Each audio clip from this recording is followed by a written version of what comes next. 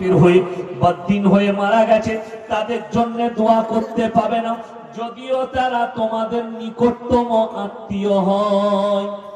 নবীজির হাত নেমে গেল, চাচার জন্য দোয়া করার রাস্তা নেই।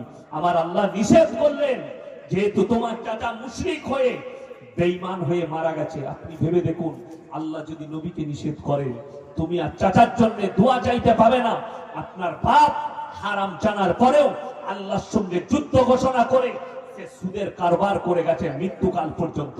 আপনার সন্তান হারাম জানার পরেও, বারবার বোঝানোর পরেও সে মদের ফাঁটিতে জীবন কাটিয়েছে, জীবনে আল্লাহর ঘরে পা রাখেনি, ঈদ বাকরা ঈদ পড়েনি, আর আপনি তার জন্য জান্নাতের আশা করছেন মৌলবীকে দাওয়াত দিয়ে। এটা এক নম্বর গেল। দুই নম্বর, তিনি হচ্ছেন হযরতে নূহ নবী। পৃথিবীতে আল্লাহ যতগুলো নবী পয়গম্বর রাসূল পাঠিয়েছেন, সব থেকে বেশি দিন যিনি তাবলীগ করেছেন, তার নাম হচ্ছে হযরতে নূহ নবী। 950 বছর, বলুন সুবহানাল্লাহ। 950 বছর খালি দ্বীনের প্রচার করেছেন, ইসলামের প্রচার করে গেছেন।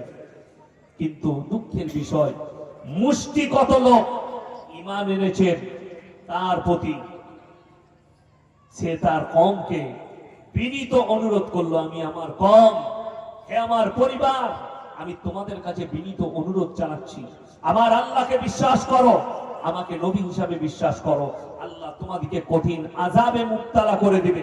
তার ছেলে কেনান, সে বললে, তোমার আল্লাহ আমাদেরকে কি আযাব দিতে পারে? বলে, আমার আল্লাহ মুষলধারার বৃষ্টি দেবেন আর তোমাদেরকে বন্যায় ডুবিয়ে দেবে।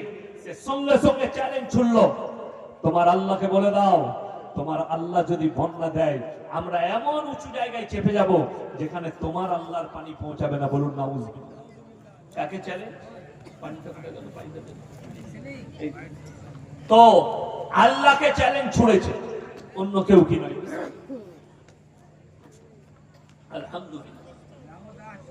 আল্লাহ তাআলা বললেন, হে আমার নূহ, এরপরে সময় শেষ, তুমি নৌকায় চাপো, যারা তোমার প্রতি ঈমান এনেছে তাদেরকে নাও, সব জোড়া জোড়া জীব জন্তু পশু পক্ষী চাপিয়ে নাও। আল্লাহ কি হবে?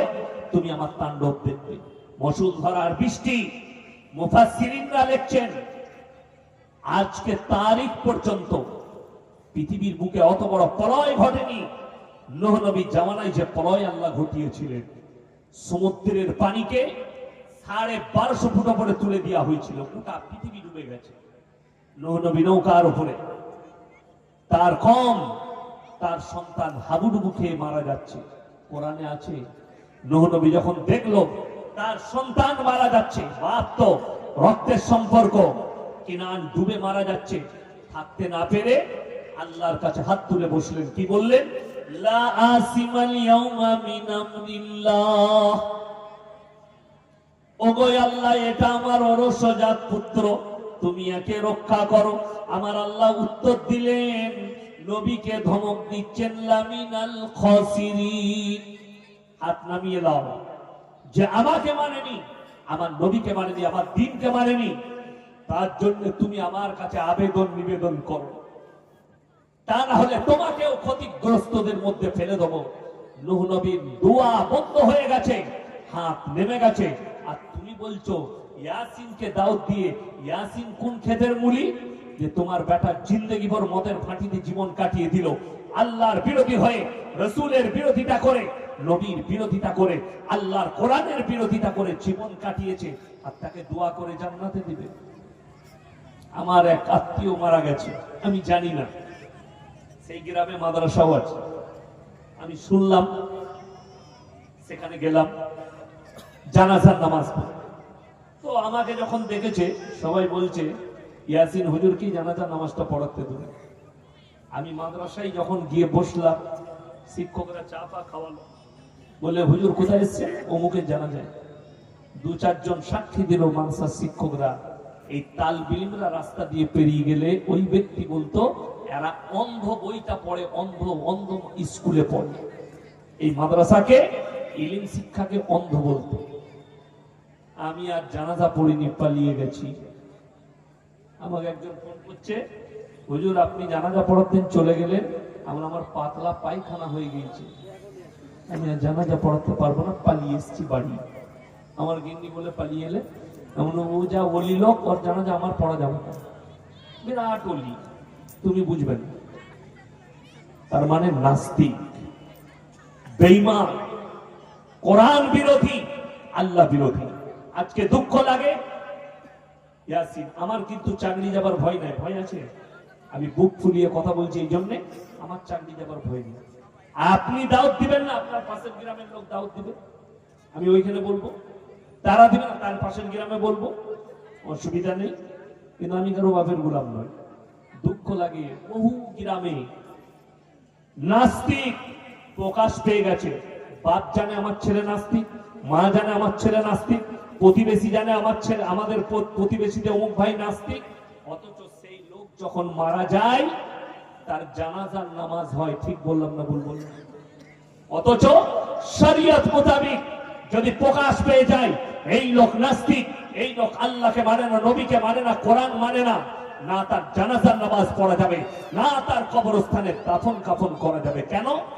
যদি বলেন কি করব, তোমার বাপতি কোনো জমি থাকলে চাষের জমি, সেইখানে পুঁতে দাও, সারের কাজে লাগবে, শরীয়তের কোনো কাজে লাগবে।